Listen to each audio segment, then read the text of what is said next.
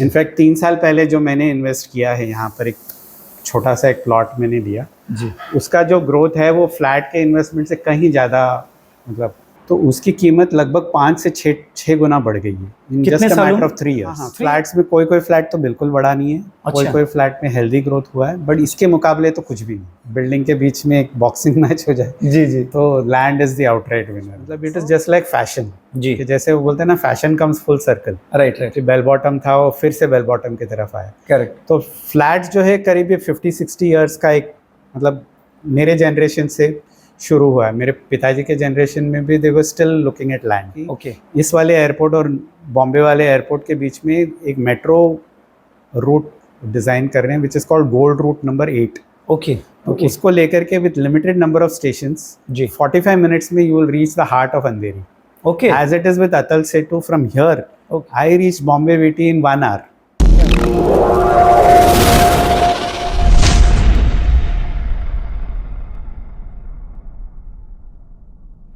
दोस्तों नमस्कार, मैं हूं भूपेंद्र सिंह शेखावत और आज हमारे साथ में है एक बेहतरीन पर्सनालिटी जिनका एक बहुत बड़ा अनुभव है रियल एस्टेट का, प्रकाश नटराजन जी, जो कि 35 साल से रियल एस्टेट में हैं और बाई प्रोफेशन सीए हैं, जो HDFC में सीनियर पोस्ट पर काम कर चुके हैं और एक बहुत बड़े अनुभव के साथ में रियल एस्टेट में काफ़ी समय से काम कर रहे हैं, जो आज हमारे साथ में हैं। Welcome Prakash sir. Welcome and happy Diwali to you and all your Riyasat family. Thank you sir. और आज ये जो वीडियो है इसमें स्पेशली हम लोग जानेंगे सर का अनुभव, एक्सपीरियंस रियल एस्टेट के बारे में, और इन्होंने जो तजुर्बा लिया है इससे हमारी ऑडियंस को और आप सभी लोगों को अपना माइंड मेकअप करने में बहुत हेल्प मिलेगा। तो सर प्रकाश सर, मैं कुछ चीज़ें आपसे आपके अनुभव के बारे में जानना चाह रहा हूँ रियल एस्टेट के एक्सपीरियंस के साथ में। आप मुझे थोड़ा सा बताएं कि क्यों व्यक्ति को रियल एस्टेट में इन्वेस्टमेंट को प्रेफर करना चाहिए। रियल एस्टेट जो है वो हम सबके लिए एक इमोशन है जी, सिर्फ मात्र एक ऐसा नहीं है कि कहाँ पे हमने पैसा निवेश किया और उसमें से कुछ फ़ायदा हम देख रहे हैं। तो फैमिली उसके साथ में, उस इन्वेस्टमेंट डिसीजन के साथ में जुड़ा हुआ है, और लगभग वो जैसे बोलते हैं ना, क्रेडल टू ग्रेव, कि आप पैदा होते हैं एक हॉस्पिटल में जी, and then your journey through life is always has real estate involve with it. जी, तो इससे हम जुड़े रहना वो तो स्वाभाविक है, जी, और हम सबके लाइफ में एक बहुत बड़ा एक रोल प्ले करता है इसमें। जी, और हर किसी के पोर्टफोलियो में, हालांकि कहा जाता है कि इंडियंस के पोर्टफोलियो में ऑलमोस्ट 40 to 45% रियल एस्टेट तो हर किसी के पोर्टफोलियो में तो है ही। एक चीज़ और बताएं प्रकाश सर, जैसे आपने बताया रियल एस्टेट एक बहुत मैंडेटरी एस्पेक्ट है हर व्यक्ति के इन्वेस्टमेंट के लिए। रियल एस्टेट के क्या क्या ऑप्शंस हो सकते हैं? रियल एस्टेट में किन एरियाज़ में इन्वेस्टमेंट करनी चाहिए या किन पर्टिकुलर चीज़ों में इन्वेस्टमेंट करना चाहिए जो एक फ्यूचर के हिसाब से ग्रोथ दे सके और एप्रिशिएशन दे सके? एक तो है कि there are some sophisticated instruments, जैसे कि वो रियल एस्टेट इन्वेस्टमेंट ट्रस्ट है, फिर देयर इज़ फ्रैक्शनल इन्वेस्टमेंट्स। तो वो सब जो है वो अभी तक इंडिया के मार्केट में उसका पेनिट्रेशन हुआ नहीं है। जी, तो फिर छोटे छोटे रकम आप निवेश फ़िलहाल तो करना थोड़ा मुश्किल है, जी, लेकिन मीडियम टू हायर अमाउंट्स तो लाजमी है कि है, और अच्छे अच्छे ऑप्शंस भी आ रहे हैं। जी, एंड मार्केट जो है वो बड़ा ओपन अप सा हो रहा है, क्योंकि पहले क्या होता था कि लोग अपने अपने लोकेशन में सिर्फ रियल एस्टेट में इन्वेस्ट करते हैं। अब मैं जो देख रहा हूँ कि प्रैक्टिकली जैसे बॉम्बे में लोग जो इन्वेस्ट करते हैं, ऑल ओवर इंडिया काफ़ी, मतलब हीरानंदानी का भी हम काफ़ी मार्केटिंग करते हैं। मैं देखता हूँ कि कोई मानेसर से इन्वेस्ट करता है, कोई लुधियाना से इन्वेस्ट करता है। अच्छा, तो ऑल ओवर इंडिया वाला एक फिनोमिनन है। तो it's now become a bigger market, a broader market with more choices. आपने क्योंकि आप बॉर्न एंड बॉटम मुंबई से हैं और आपने रियल एस्टेट का जो मार्केट है स्पेशली मुंबई का, उसको तेज़ी से बदलते हुए और बढ़ते हुए देखा है, और आप यहाँ पर पिछले लगभग 12-13 साल से पनवेल का ये जो पर्टिकुलर एरिया है और हीरानंदानी फॉर्चून सिटी में आप रह रहे हैं, इतने बड़े ब्रांड के साथ में आपने यहाँ पर आपने फ्लैट लिया और रह रहे हैं। आपने यहाँ पर आने का डिसीजन जो है वो क्यों किया, उसके क्या पीछे रीजन से थोड़ा सा बताएंगे प्लीज़? नहीं, पूरा जो है ये we followed a big brand, एक तो वो एक चीज़ है। दूसरी बात है यहाँ का जो इंफ्रास्ट्रक्चर डेवलपमेंट है, इसमें गवर्नमेंट, सेंट्रल गवर्नमेंट का कमिटमेंट है जी, कि ऑलमोस्ट 75,000 करोड़, मतलब जो कि एक कितने ज़ीरोस हैं शायद मैं भी ना बता पाऊँ, जी, जी, कि उतना बड़ा इन्वेस्टमेंट है इंफ्रास्ट्रक्चर में। तो इंफ्रास्ट्रक्चर ही रियल एस्टेट का सबसे बड़ा कंट्रीब्यूटर है, ओके, कि रहने के हिसाब से बोलिए, इन्वेस्टमेंट के हिसाब से, सारे पहलुओं में उसका बड़ा सा रोल है। इस वजह से हमने ये लोकेशन चुना है। ओके, लेकिन अगर मुझे अगर एक मौका मिले जी, तो, एंड मैं 10 साल पहले जाऊं अच्छा तो मैं फ्लैट के बजाय थोड़ा रकम तो मैं लैंड में ज़रूर इन्वेस्ट करता।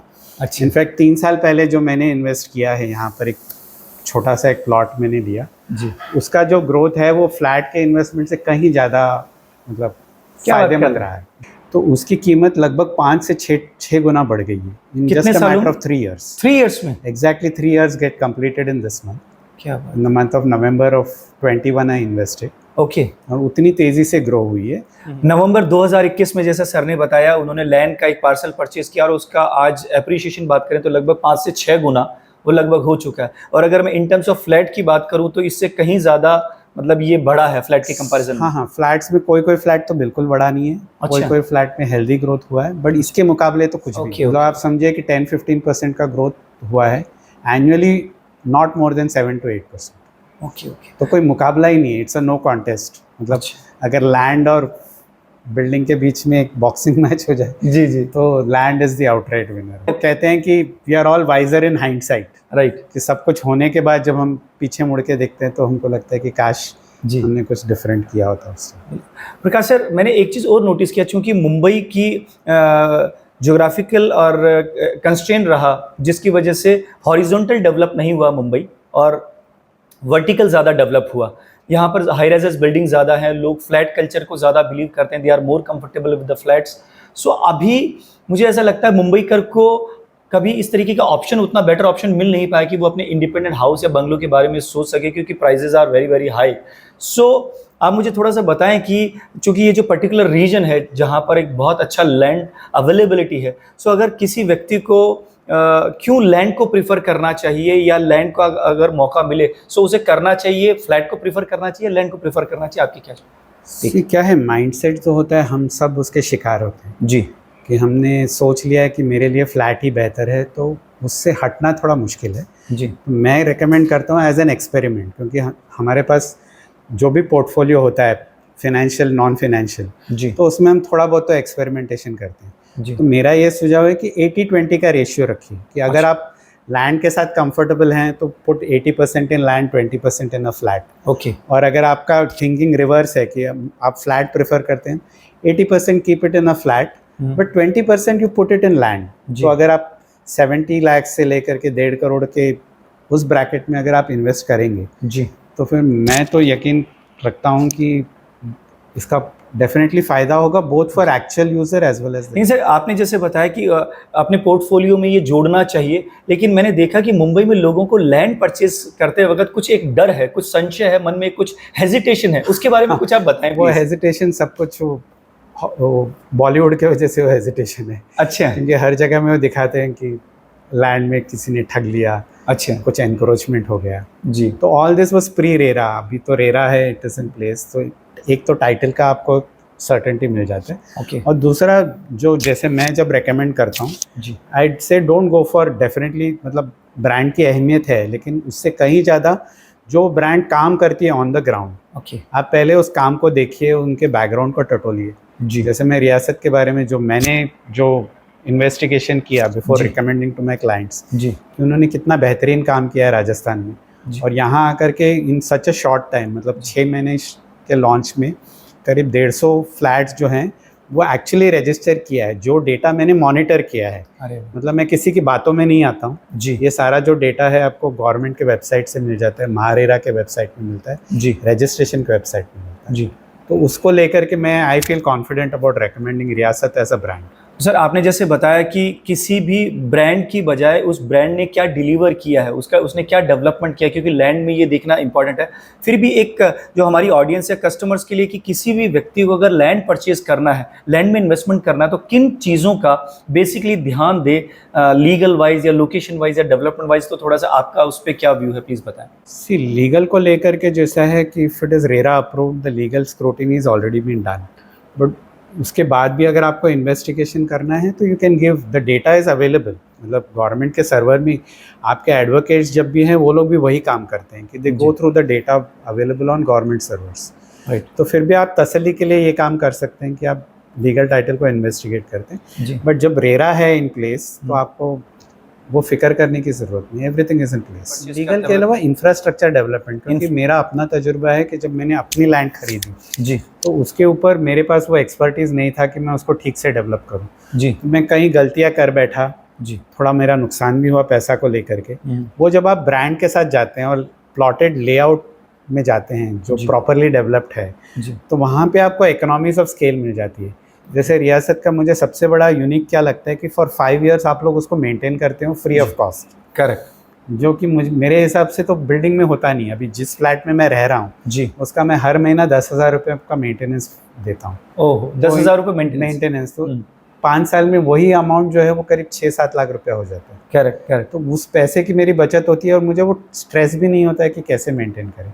करेक्ट, और दूसरा बात है प्लॉट्स में आपको लिफ्ट का मेंटेनेंस वगैरह वो सब वो झंझट नहीं है। वो झंझट नहीं है आपका। Correct. और अपने हिसाब से आप depending on your requirement you can design the flat. वो जी। एक सबसे बड़ी एक उपलब्धि है।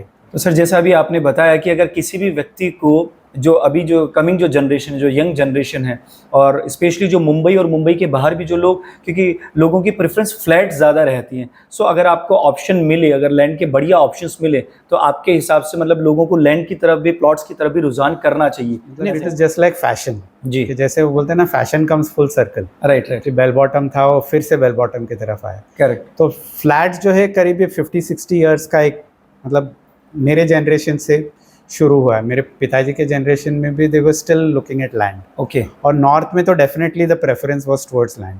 बॉम्बे में लैंड की स्कैरसिटी की वजह से लोग वर्टिकल डेवलपमेंट प्रेफर करते हैं। जी अब इस लोकेलिटी में अगर आप देखें तो the statistic is 53,000 acres of land is available. Oh 53,000 53,000 acres of acres, land. Oh huge तो लैंड। बॉम्बे में तो इसकी आप कल्पना ही नहीं कर सकते। तो करेक्ट जैसे लोग आएंगे तो जी। एक पुराना एक गाना भी है उसको लेकर के, एक जी। बंगला बने न्यारा। अरे तो you can make your own bungalow and design it to your taste. Correct तो इससे बेहतर आप फ्लैट कितना भी महंगा खरीदें फिर भी जितना आप चेंजेस कर सकते हैं उसमें एक लिमिटेशन आ जाती है।